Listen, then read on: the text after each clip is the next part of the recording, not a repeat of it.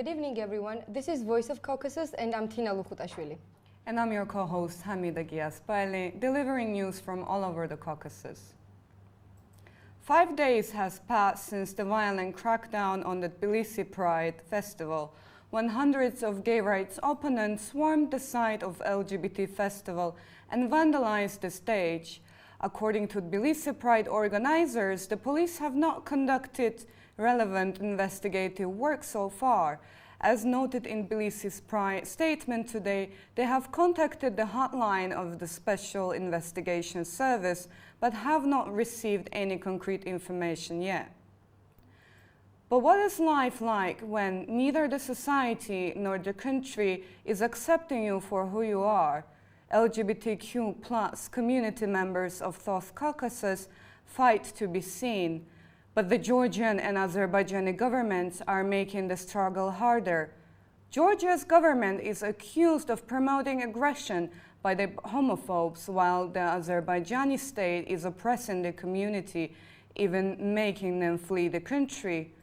Our reporters Sani Javakhishvili and Tina Lukhutashvili went into the depth of Caucasian homophobia and the problems in the state policies.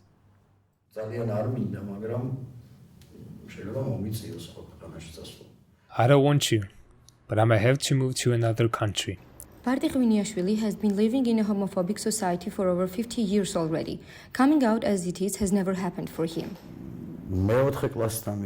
I fell for a girl in 4th grade, and I told my cousins about my feelings towards her. If it qualifies as coming out, then that is my story.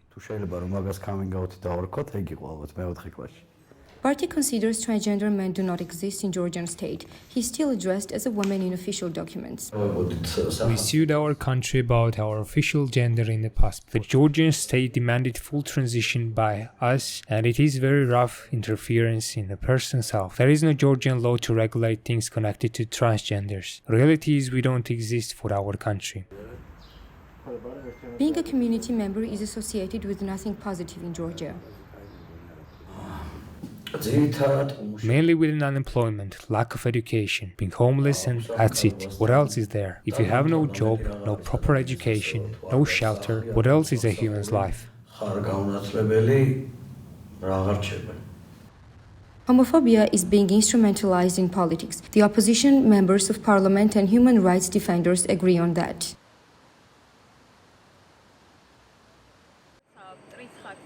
You invent an image of the enemy and try to gather everyone around this image. This is propaganda. When we talk about the government misrepresenting all of this and saying that the West can corrupt our next generation, this is a whole propaganda based on misconceptions.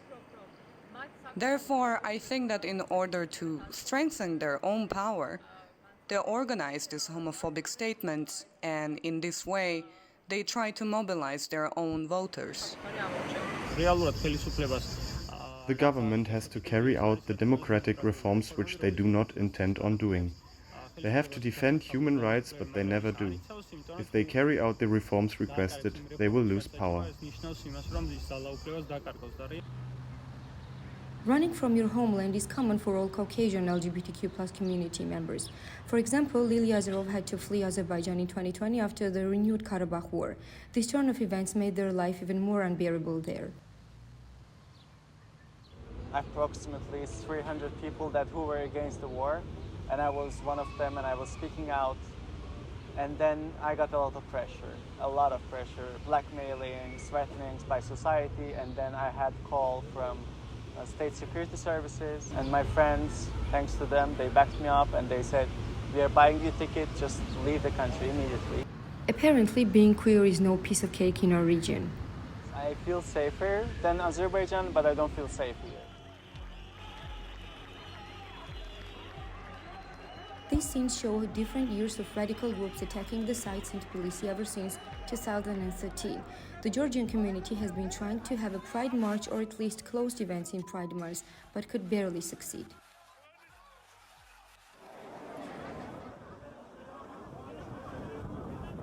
This year was no exception. The Tbilisi Pride organized several closed events and was planning on hosting a Pride Fest near Lisi Lake.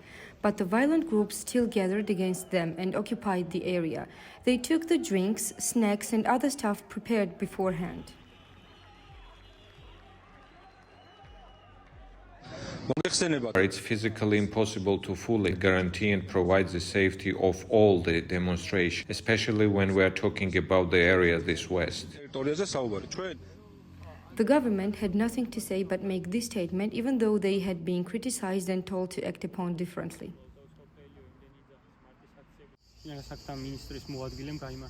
The Deputy Minister of Internal Affairs justified it was a vast field and it was difficult to control the situation there. However, before these people got to the open field, there were plenty of places where the ministry could control this crowd before they got to Lisi territory, and the situation became hard to control there.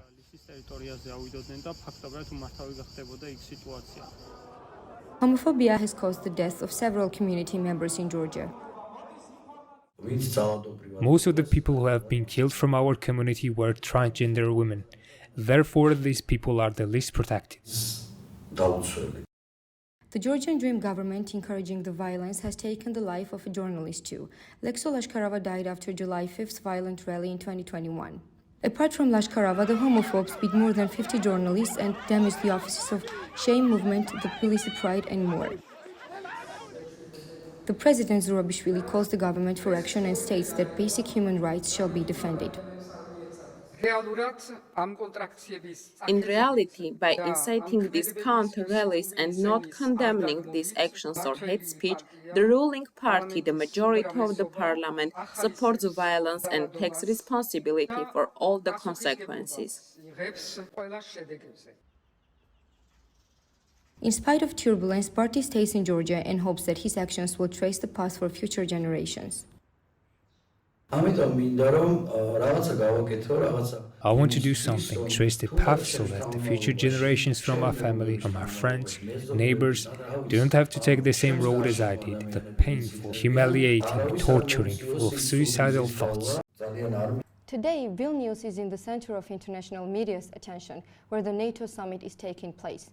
The Secretary General Jens Stoltenberg announced that the alliance will expand military support to Ukraine, help the country liberate territories, and curb aggression in the future. NATO announced that the alliance will reaffirm its support to Georgia. Georgia is one of the countries that suffered through Russian aggression, and its residents are still struggling to cope with the consequences. Khurvaleti is a village located near the de facto border with Georgia's breakaway region of South Ossetia. It is a target of constant borderization by the Russian military. Families living in the Georgian-controlled territory may find themselves in occupied South Ossetia at any point. Locals say the Russian soldiers are putting up barbed wires that prevent them from accessing the farms. Internally displaced persons from the Khurvaleti region are trying to continue their lives in Khurvaleti. But do they feel safe or not? A group of journalists who visited Khurvaleti tried to answer this question for you. Just 60 kilometers northwest of Tbilisi, the capital of Georgia, lies a checkpoint leading to the village of Khurvaleti. The village is located at the southern edge of Georgia's breakaway region of South Ossetia, the region that faced creeping occupation or borderization by Russian troops after the five-day war in 2008. 91-year-old Valia Vanishvili is trapped on the other side of Khurvaleti, which was occupied as a result of borderization in 2011. Valia and her late husband Dato have chosen to stay in their house despite losing access to most of their lands. Russians, there. They are coming, walking and walking. They blocked my door. They are with fire. After the war, Georgia has lost control over a large territory containing 125 villages. Around 20,000 residents from Georgian villages in South Ossetia were internally displaced and became refugees in their own country. Some internally displaced persons now living in Khurvaleti, IDP settlement, and concerned about their safety. Despite their resilience, the residents face issues of theft, limited access to essential resources, and a lingering sense of insecurity. Eka Razmadze from Tbilisi, who escaped under gunfire in the 2008 war, emphasizes the absence of safety in any place she finds herself. With her husband and young daughter, she managed to reach the IDP camp through the fields. Despite finding work in a store in Tbilisi, she still struggles to secure a stable income, illustrating the economic hardships faced by many displaced individuals.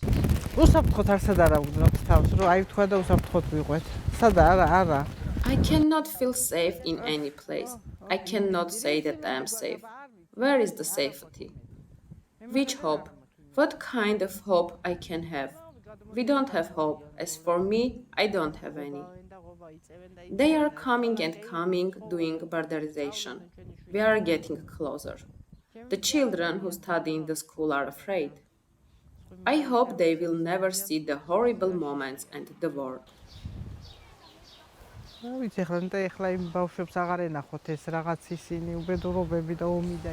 Natia Javakhishvili from Tbilisi remembers her life before the conflict, recalling the tension and sporadic shootings in their village. Since their departure, they have been unable to return to their home. We feel safe because we are used to it already, I think. At first, it was more unbearable and unusual. But now we have created everything with our own hands. I also want my child to live in a safe environment. Darijan Otinashvili from Achabeti is not sure about their safety, given the proximity of soldiers and the unpredictable nature of their presence. While they have managed to maintain a semblance of stability, the constant underlying fear persists.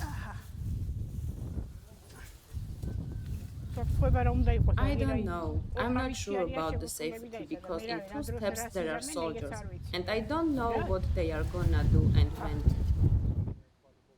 According to the 2022 report of State Security Service of Georgia, 69 cases of illegal border crossing and 44 cases of illegal detention were recorded in the direction of Khurvaleti.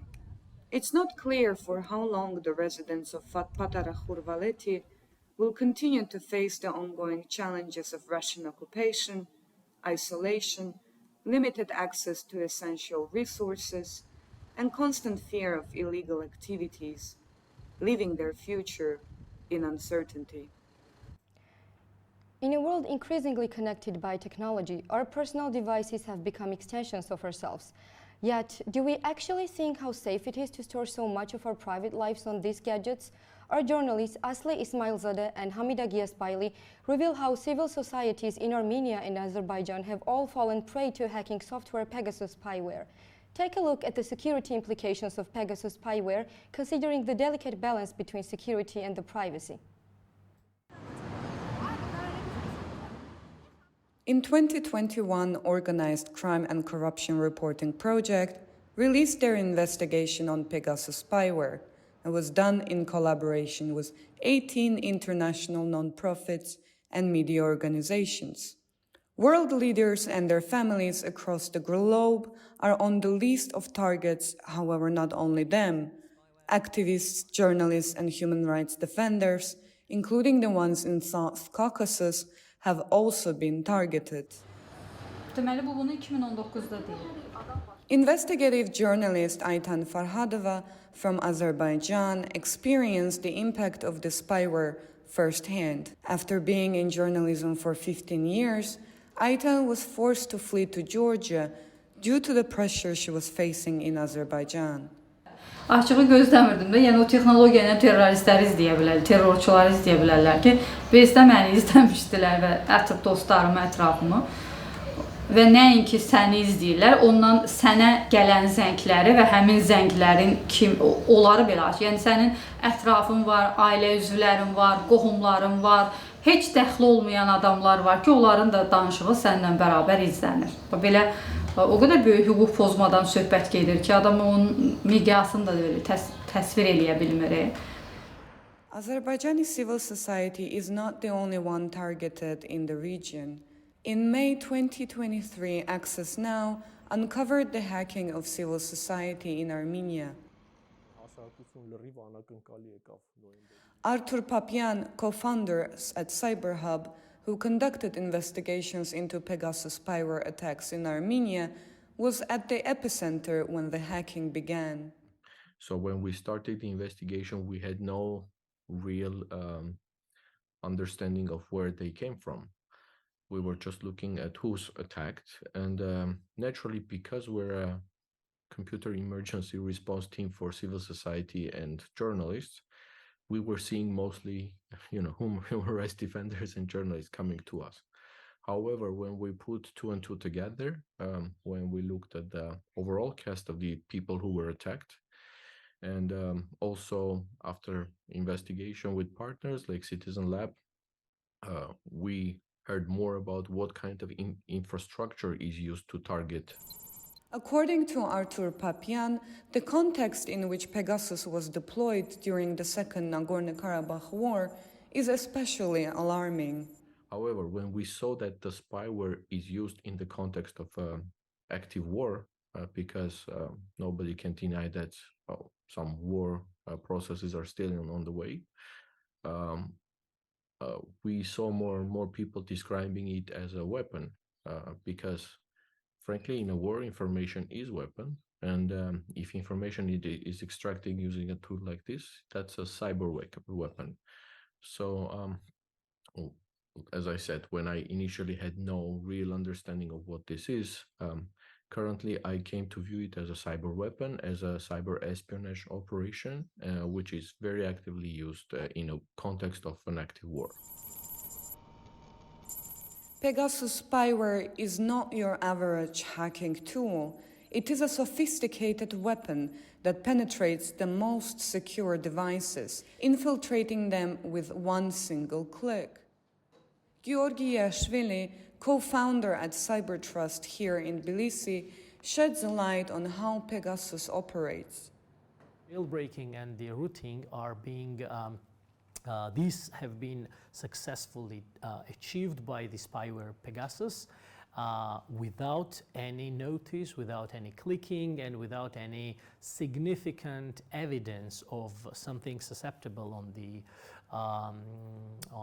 the device. So that's the most important part, that we never know what comes. We never know that maybe even on my phone there is something spyware, and this kind of spyware which controls my device and can see everything, and not only see but modify and have the full kind of vendor-like access to the device. That's most important part in it.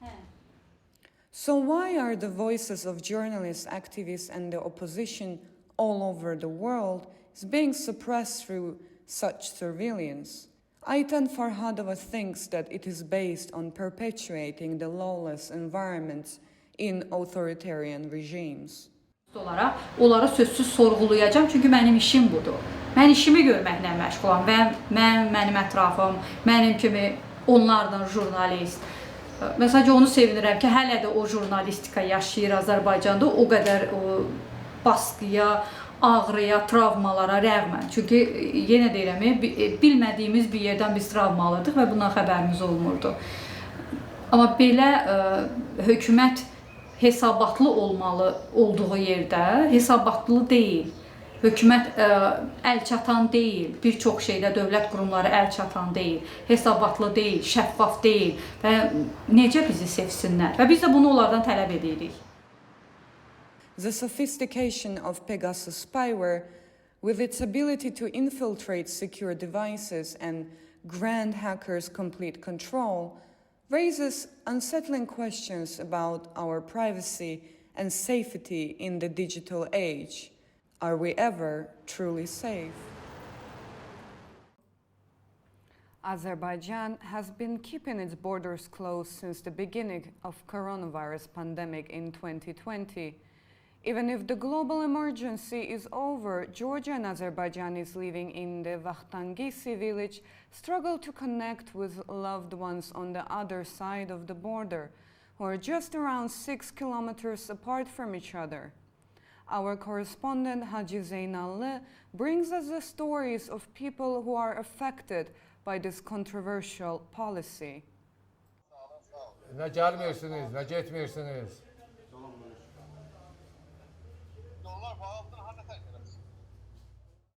Muzaffar Valiyev is from Gardabani's Nazarlı village, near the Georgian-Azerbaijani border. He has a small tea house in a neighboring village, Kesalo. Valiyev says that the closed land borders make life harder for him and all residents. He only communicates with his relatives by video call. Benim gəlinim Azərbaycanlıdır. I have an Azerbaijani bride. She's from Tovuz, Govlar. Honestly, once or twice a year, we have to buy a ticket expensively for her to see the family there. Then we must buy a return ticket after she stays for at least 2 months. Atası evinə, anası evinə. Ondan sonra da bir ay, 2 ay qalır, biz də gedib təzədən gətiririk. Yəni çox əziyyət çəkirik. He adds that the situation is even more challenging for those who live the near border village Vakhtangisi. Çox narazıyıq. Ona görə ki, We are very unhappy because the people living in Vakhtangisi go to Baku to see their married daughters in the village of Sadigli, and from there they come to the Sadigli. We live on one side of the channel, and our grandchildren and children live on the other side. The pandemic is over, and there is no such a serious problem that the borders remain closed. vardı, elə bir ciddi bir şey də yoxdur. Vakhtangisi is a border village with Azerbaijan. On the other side of the border is another village, Sadigli. Before the pandemic, they could travel easily from the Vakhtangisi checkpoint to visit their families there. People in the village predominantly suffer from the situation. They cannot see their relatives for over 3 years since the land borders have been shut down. The village resident, Ismail Nagiev, mentioned that 1 month ago his wife's brother died in Sadigli, the neighboring Azerbaijani village, but they couldn't go there because of the situation. My wife's brother died 1 month ago. She could not go there. She has diabetes, so she cannot fly by airplane. It takes 2 minutes to get there actually. It's 1 step away from here. Our relatives live there. Why should I buy an airplane ticket to go there?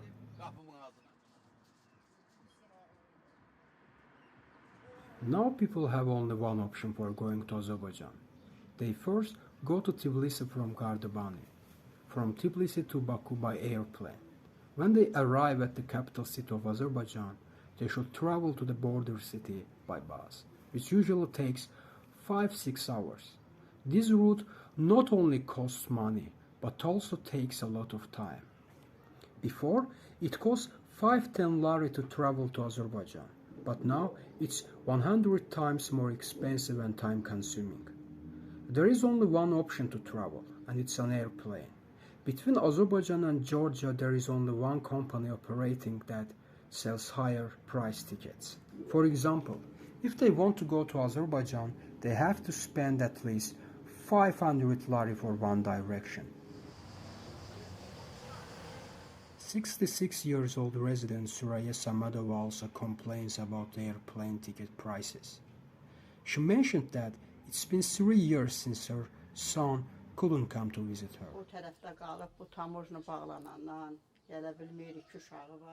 My son is there. He has 2 children and he has not covered the ticket. My sisters also are there. They cannot come here because of the roads. Why does Azerbaijan not open its borders? I am a pensioner. I also cannot cover going there.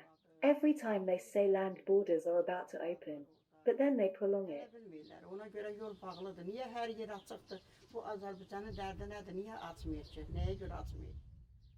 Georgia has opened its land borders since June 2021, but the neighborhood country Azerbaijan still keeps land borders closed. While rules and regulations to prevent the spread of the pandemic in Azerbaijan have changed over time. The closure of the borders has been the only constant. In July 2022, President Ilham Aliyev said they will remain closed as long as necessary to avoid the spread of COVID-19. Sərhədlərimiz bağlıdır və bağlı olmalıdır. Nə üçün? The direction of the spread of most diseases is land borders.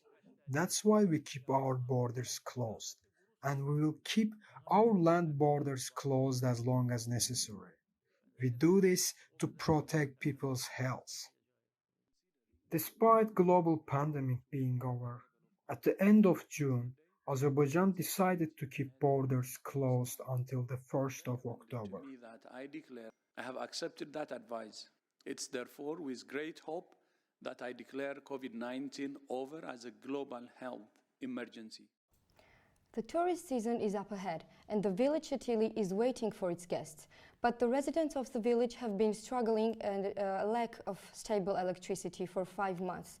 Our journalists Tamar Mchedlidze and Tamar Guguchuri visited the village to uncover the cause of this problem. The hydropower plant was constructed 2 years ago. Still, the villagers are struggling with the absence of reliable power supply during the tourist season. სამი თვეა ეს დაზიანებულია, გზა გაიხსნა თვენახევრის წინ, ერთი კვირის წინ წაიღეს დაზიანებული ნაწილი, იმას არ ამბობენ ამ დაზიანებულ ნაწილს როდის მოიტანენ.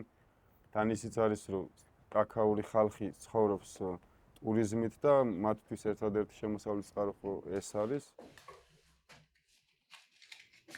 In the village of Shatili, Georgi Chincharauli, 29-year-old resident, has returned to his ancestral home and opened a cafe within the historic towers this year. But his dreams of running a successful business face a formidable obstacle. The village is without electricity. საგვარეულო კოშკს ვაკეთებ როგორც კაფე და ბიბლიოთეკა. ჩემი წლევანდელი გეგმა არის, რომ მთელი სეზონი ზაფხულის 3 თვე და შემოდგომის 2 თვე, 5 თვე ვამუშავო კაფე, ბიბლიოთეკა. სანამ ეს საცხოვრებლად შატილში ჩამოვიდოდი 6 წლის წინ, ზუსტად მაშინ დაზიანდა ძველი ჰესი, რომელიც 70-იან წლებში გაკეთდა და მუდმივად რაღაცა ბოლო წლებში მაინც ხარვეზებით იყო ხოლმე, მაგრამ ამასთან შედარებით მაინც ჰქონდა ხოლმე ზაფხულში ელექტროენერგია. დაბალი სიმძლავრე ჰქონდა იმას, ახლა არ ყოფნი და რაღაცეებს, მაგრამ მაინც ვამუშავებდით და უფრო იმედიანად ვიყავით. Shatili is a remote village nestled deep within Georgia's mountains. Its challenging roads and turns isolate the villagers from the outside world for approximately 7 months each year. Starting from February 2023, mismanagement of the electric power has resulted in locals being left without access to electricity.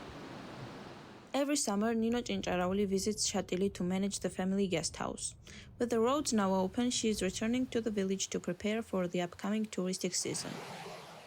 რამდენიმე თვეა დაზიანებულია ჰესი, რის გამოც არ აქვს სოფელს ელექტროენერგია, შესაბამისად ელემენტარული პირობები რაც არის, რომ ცხელი წყალი, ელექტროენერგიის მაცივარი თუ სხვა ნებისმიერი სერვისი რაც დაკავშირებულია ელემენტარულ კომფორტთან ვერ ვთავაზობ ამას ვიზიტორებს, ამიტომ ძალიან მეუხერხულება, მაგრამ ბევრ ვიზიტორს უთხარი უარი განთავსებაზე სწორედ ამ მიზეზების გამო. არც ერთი ჰესი არ არის მწყობში, არც ერთი ჰესი არ მუშაობს და იმასაც ვერავინ გვეუბნება, როდის შეძლებენ შეაკეთონ ან ერთი ან მეორე ჰესი და ვართ ესეთ გაურკვეველ მდგომარეობაში, როგორ მოვიქცეთ არ ვიცით. წინა წელს საკმაოდ ბევრი ტურისტი მივიღე, შაბათ-კვირას განსაკუთრებით ძალიან დიდი მოთხოვნა იყო და არც ერთ შაბათი-კვირა არ ყოფილა, რომ არ ყოლოდა ვიზიტორი. წელს რა თქმა უნდა ვერ ვიღებ და არც ვიცი როდიდან შევძლებ ვიზიტორების მიღებას. იმისთვის რომ საოჯახო სასტუმრო ვამუშაო სრულფასოვნად ჩავთო ყველა ტექნიკა და შევქმნა ვიზიტორებს პირობები, ამისთვის მჭირდება მძლავრი გენერატორის შეძენა, რაც საკმაოდ დიდ თანხებთან არის დაკავშირებული. შესაბამისად გამოსავალს ვერ ვხედავ ამ სიტუაციიდან, ამიტომ დაკეტილი მაქვს საოჯახო სასტუმრო, უბრალოდ მოვაწესრიგე ყოველი შემთხვევისთვის იმ იმედით, რომ იქნებ რამე შეიცვალოს უახლოეს მომავალში. The lack of electricity doesn't only affect the residents, but also hampers the development of the tourism sector. Anton Agapov experienced many difficulties during his first visit to Shatili.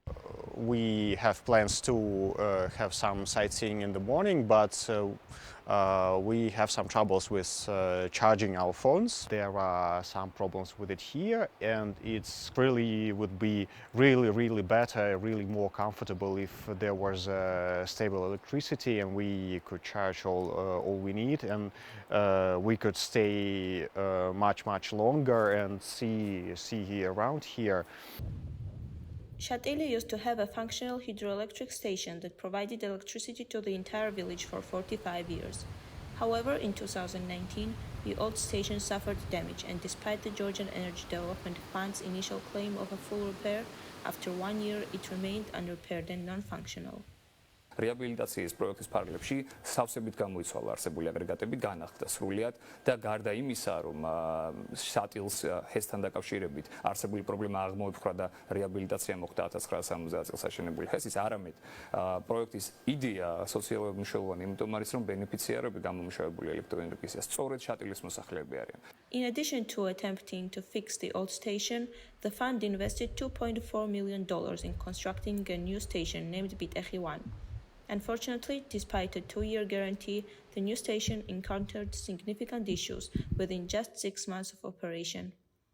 David Cincharauli, who worked at the station for 4 years, believes that the initial cause of these problems lies in poor construction.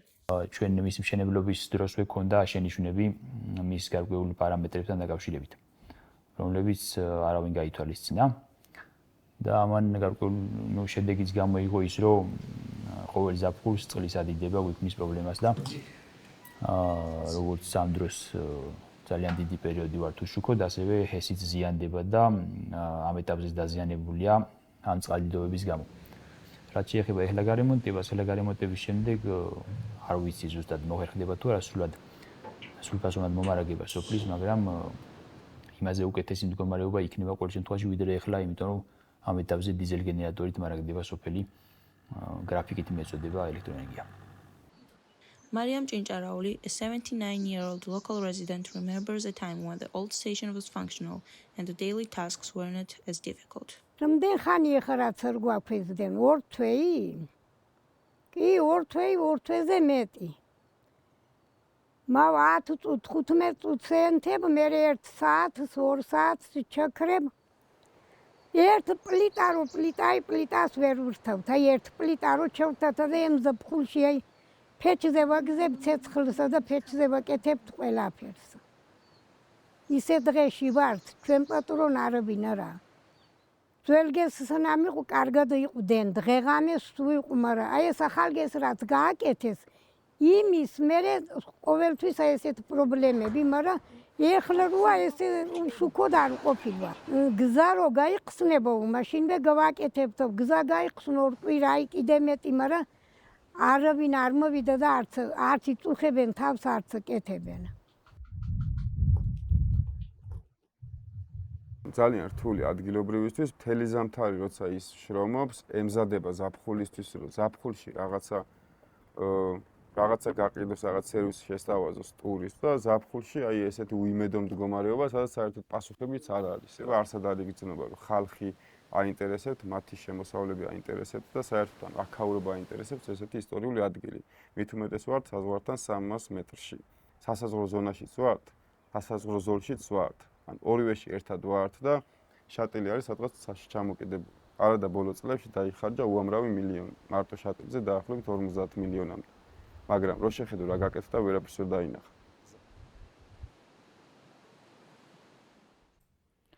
With the updated information from the locals, Parvus Group started the repairs of the hydropower plant to temporarily solve the problem during summer, but the issue still remains unsettled in the long term.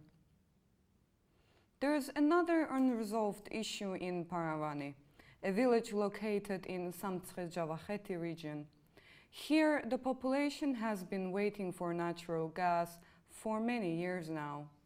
There are around 80 families residing in the village where the winter cold reaches -30 degrees Celsius.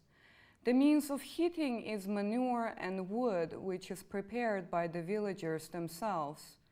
Sedene Gabrielian and Anna Glunchadze tried to find out what kind of problems the locals are facing and what they anticipate for their future.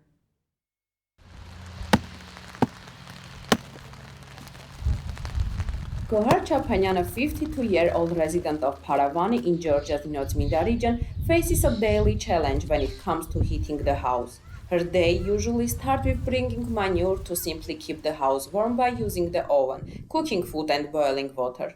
The village doesn't have natural gas, so Gohar Chapanyan and others have to think ahead to the heating season. We have to do everything with the stove. In the morning we turn it on, start cook, boil the water to bathe the kids and wash the dishes. The kids go to school, the other one is very little. They need care, tea, hot meal. Besides work and looking after the animals, Gohar Chapanyan has other things to do, such as baking bread and preparing reserves for the winter. If we had gas normal conditions, we would not suffer so much. It is true, we are villagers, we get it. But even a villager wants to live. The house always smells because of the oven. I can feel the smoke in the living room too. It is very cold here, rainy, and when it is raining outside, the manor gets wet. Located on the shore of Paravani Lake, the village is populated by the Armenian minority. Paravani has about 340 residents and 82 houses. People are engaged primarily in animal husbandry, farming and fishing. Before, they used to make cheese, but the price of milk increased and making it without natural gas was expensive too. Heating with electricity will be expensive here, Paravana Mayor Masis Aghayan agrees. He also says that the gasification doesn't depend on him and believes it will be included in the state program in the coming years. Winters are very long and it's not possible with electricity. The cost will be high. As far as I know, we have applied several times, and the state's answer is that every village in Georgia should have gas. The villages here will definitely have it by the end of 2025. The price of natural gas is 57 petri per 1 cubic meter in most regions of Georgia. The cost of 1 row of firewood is about 400 lari. To save money, the villagers dry manure and burn it together. On average, one family spends 300 lari monthly for heating and cooking. There are 31 villages in Notminda municipality, 9 of which are not equipped with gas. There is one school in the village, there too. Classes are sometimes interrupted due to the smoke from the stove. Manushak Mkrchan, 34 years old, is a Georgian language teacher. In addition to her job at school, she has a group of students she teaches at home. Meanwhile, her eldest daughter Shushan sometimes watches the stove. Residents try to charge small gas cylinders in case of no electricity, but the cost is too high. I was cold yesterday during the whole day. Yes, because we had removed the oven from the house and brought it back now. There was no electricity yesterday because of the wind. It was raining some days, and because of it I am cooking the fish on the oven. The idea of having gas has become a dream. The lack of gas brings many problems. Also in the bedroom, that is, using gas is both cheap and convenient. If the government implements gasification as scheduled in the current plan, 92% of the population in Georgia will have it in 2024. In the current program, however, there was no mention of this municipality. Mayor Ani Vardmosoyan said that after a few years, these villages may be included in the support program for the highland regions of the state. SJGC private company provides natural gas to Jabakheti consumers. Last winter, there was a problem with the amount of gas in Notminda, and the company is trying to solve this issue first. The amount of gas, the pressure is not enough in that direction. If there is no gas in Poka in winter and in Vladimirovka, Radionovka, we must supply gas from Poka. We will add gas this year to Satha and build a new line. Then we should connect that line from Satha to Poka to the new line, so that the pressure will be high. Then we will see what we can do. Some locals have started thinking about the immigration. They say, for example, that tourism could develop the place known for its beautiful nature, but not in these conditions. We live in such a place on the shore of Lake Paravani, the largest lake in Georgia, and people can create spawn and live here. Why not tourists come to our village? But there are no domestic facilities for people to come and enjoy. There is a thought of emigration. If this continues, Lake Paravana will be left alone. Its inhabitants will leave it. Եթե շարունակվի այսպես ու մնանք այս վիճակում, կարծում եմ Փարվանա լիճը կմնա միայն։ Gohar Chapanyan says she wouldn't like the same life for her grandchildren. If nothing changed, leaving the village is the only solution for her as well.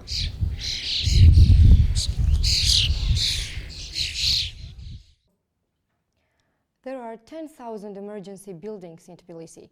People living there sometimes do not even know about it, and the ones in the know are waiting for their turn to repair endlessly. Additionally, the seismologists warn a possible earthquake can cause huge damages to the city. More details in the report of our colleagues Shushan Stefanian and Ofelia Simonian.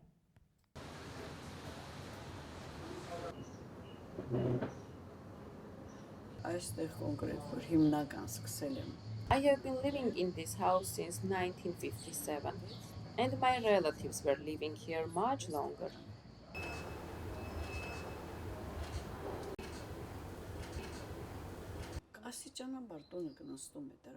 The house is gradually falling down, and as a result, holes are appearing. It is the impact of humidity. The building is already very old. Even now, that pipe is broken, and the water is constantly pouring out and going down. The foundation is weakened because of that. Unfortunately, I am uncertain about whom to ask for help. The apartment is my property. If I say that the pipe is broken, they will answer to fix it myself. 89-year-old Lina Gevorkyan lives in Tbilisi's Sololaki district. Among tourists, Sololaki is known as Tbilisi's oldest and most historic district, but locals also identify it as a locality with emergency buildings. An apartment in which Lina Gevorkyan lives has more than 160 years of history and equally old problems. We have been waiting for about 10 years for them to repair this building. It was last renovated during the Soviet period. After the death of my husband, I live alone in this apartment. At first, loan lease was very difficult.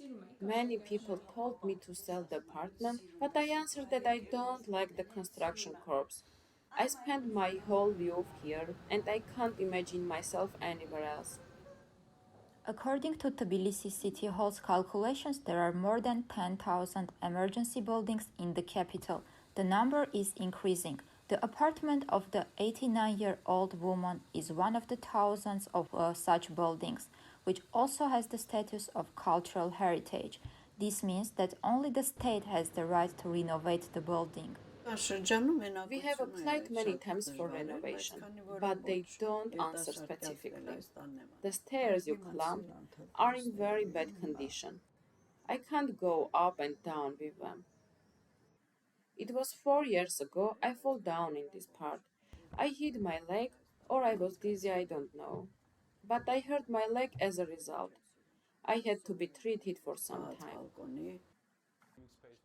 Architect Georgi Makaridze highlights a trend where numerous people are abandoning their homes due to the risky living conditions they pose. Here is the old system, how it works. If the owner of the building notices something strange, something unusual, cracks or damages, they will make statements to the city hall and they will check the building, and after that they will give the status of emergency building. But nowadays, as I mentioned earlier, there are thousands of buildings that expired, but now today they are good looking, but in terms of earthquake resistance, we don't know the information. The architect says that about a year ago, the mayor of Tbilisi introduced a new proposed law. This law gives residents of unsafe buildings the opportunity to apply to the municipality for repair. If approved, the city government will take responsibility for fixing the buildings. We all know that it's not about 2 years, 3 years process. It will take a long time, and these people who live in the emergency buildings are very in danger because it will take 10 years, 15 years to replace all the buildings. Many of the buildings in Tbilisi have a history of more than 100 years, which makes their exploitation dangerous. There were many cases when residential buildings collapsed and people died. However, neither in the capital of Georgia nor in other cities there is still no list of emergency buildings that people can familiarize themselves with. The emergency condition of buildings is often contributed to unscrupulous residents who build additional balconies, sometimes rooms and houses, without observing safety standards. Some of them were released from responsibility through amnesty. Seismologist Thea Godoladze reminds the 2002 earthquake in Tbilisi, which was only 4.5 magnitude, but took 8 lives and damaged over 12,000 buildings. In Georgia and the Caucasus, we had in the past the big earthquakes, and the earthquakes are happening right now, and there's a big probability that the big earthquake will happen in the future. Considering the chaotic development of infrastructure in Tbilisi, seismologists think that residents are at high risk. Because it's very urbanized area, the population density is very high, therefore we need the maximum measures and very immediate measures to secure the life and the well-being of our population. So, how will the problem of emergency buildings be solved? We tried to ask the responsible authorities, the Tbilisi City Hall. They only agreed to respond to the information request letter. Answer states that the program is intended to replace only those buildings and structures, the degree of dilapidation of which is category 5, 4 or 3. The City Hall did not give a concrete answer to the questions of how many of emergency buildings have been renovated so far and how much work remains to be done. Summer is a tourist season for some, yet for students it is an intense period of exams and searching for an apartment for the next semester. The consequences of the Russian-Ukrainian war and inflation on the Georgian real estate market also affected the living conditions of students in Tbilisi. Some are forced to share an apartment with more than 3 people to be able to cover the price. Our correspondents Sakina Khanım Mamadova and Orhan Rustamzadeh covered how the rental prices increase at the summer semester ends. One person stays here, the another one on this side, 2 people in the other room. We give 250 lari per person. When they moved into this 2-bedroom house a year ago, they had no idea that the rent would increase dramatically. 20-year-old Elnar Yusubov, who is studying computer science at Tbilisi State University, shares a house with 3 people to be able to pay rent. These students, who come from the Gardabani district on the border with Azerbaijan, pay 300 lari per person along with the utilities. We were 5 people in total. When we first moved, it was 200 lari per person. This was a high amount even for us at that time. We had just arrived in Tbilisi, we didn't work and received money from home. In addition, we paid the university tuition fees. Later, one person left because he couldn't pay the rent. Thus, the rent per person increased to 250 lari. It came to 300 lari with utilities. Elnar Yusubov says that he has to work to cover rent and utilities. He is upset that he can't focus on his studies because he's working as a taxi driver after school.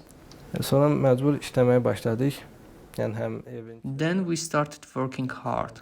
I had to do this to cover rent, utilities and daily expenses.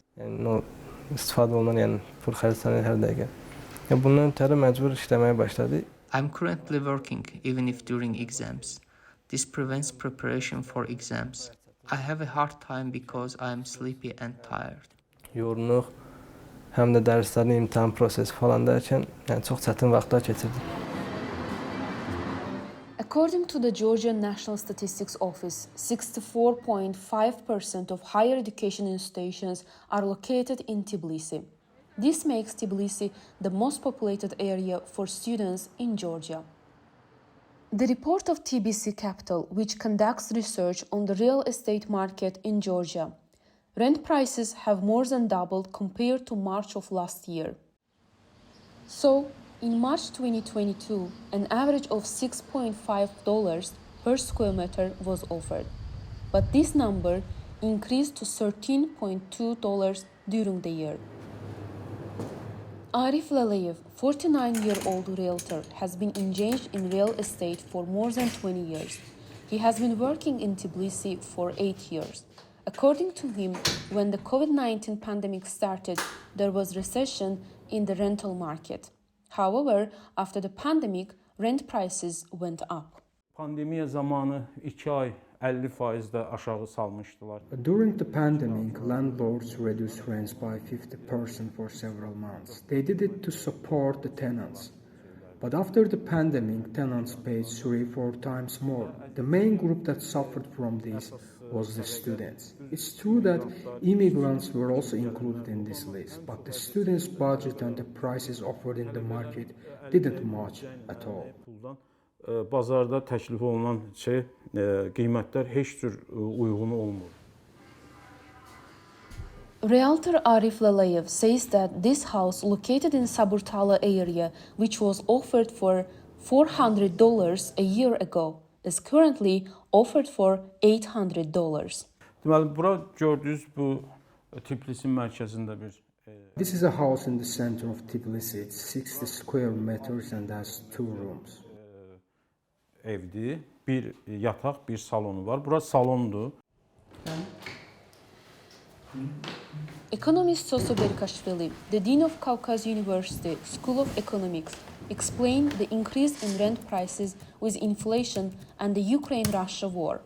According to him, mobilization in Russia, the influx of Russians to Georgia, is the main reason of increased prices. 2022, after the war in Ukraine started, Russian immigrants came here and they can pay these raised prices.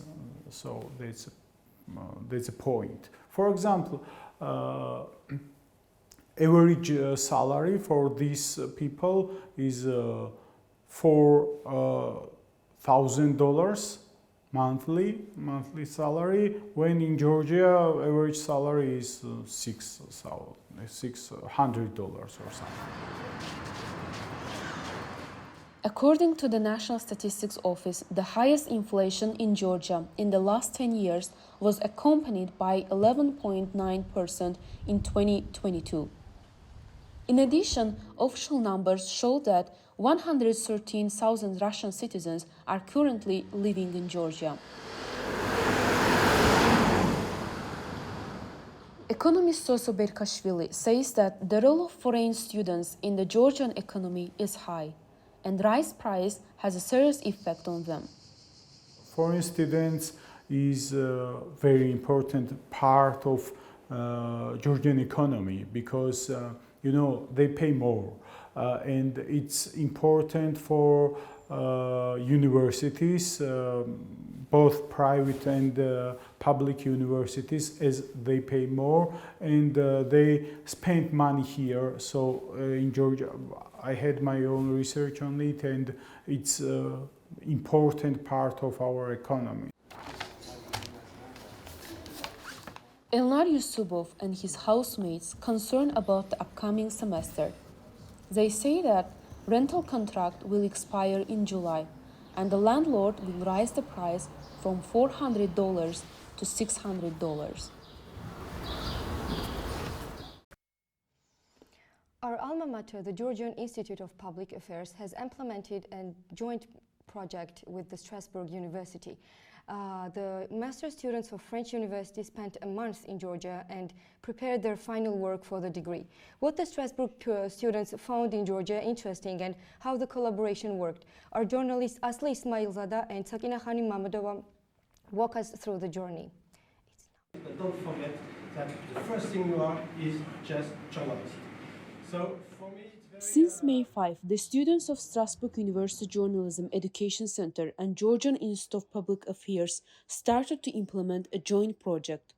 Students were divided into different groups to make audiovisual materials on various topics.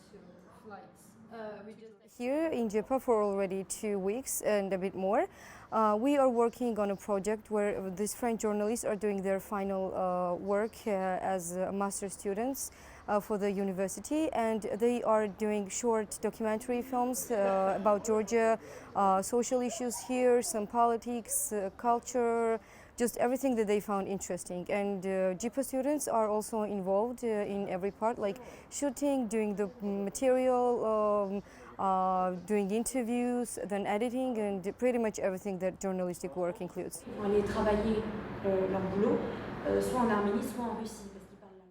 French students working on topics for TV, along with Azerbaijani, Armenian, and Georgian students studying at GIPA, visited the corners of their interest and held meetings in accordance with the topic. The work process was fully provided by the French side with appropriate equipment. The students shared their experiences with each other. During the program, we became friends because it was not only, it was a really cooperation, it was not only work, but also we learned a lot of things from them. For example, how to shoot, how to choose images and stuff like that.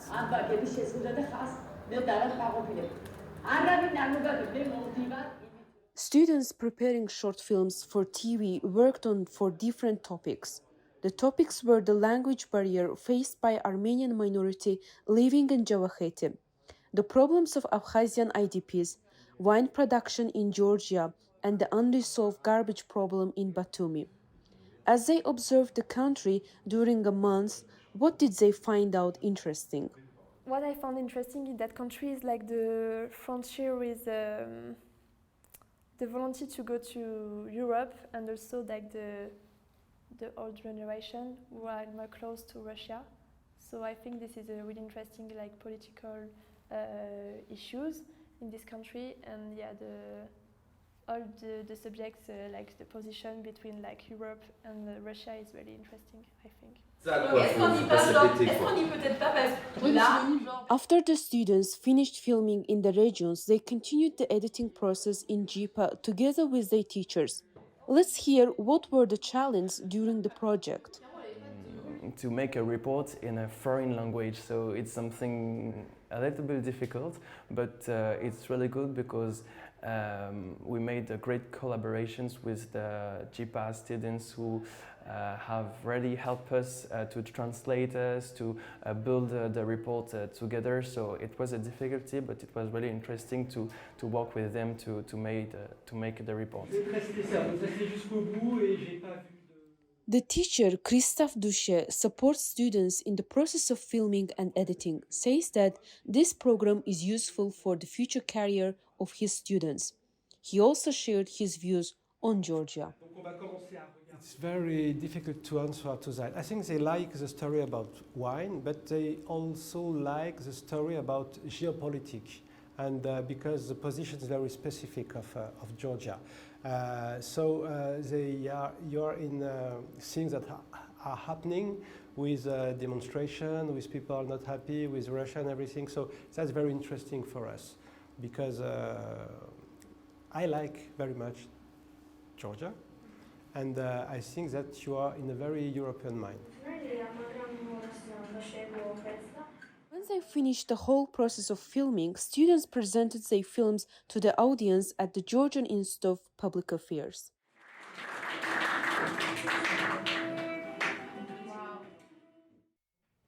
So this was all for today. Thank you for joining us, and we will be back live tomorrow at 7 p.m. Yes, and don't forget to subscribe our channels on Instagram, Facebook, and YouTube. It was Tinati Lukutashvili and Hamida Giasbaili with you.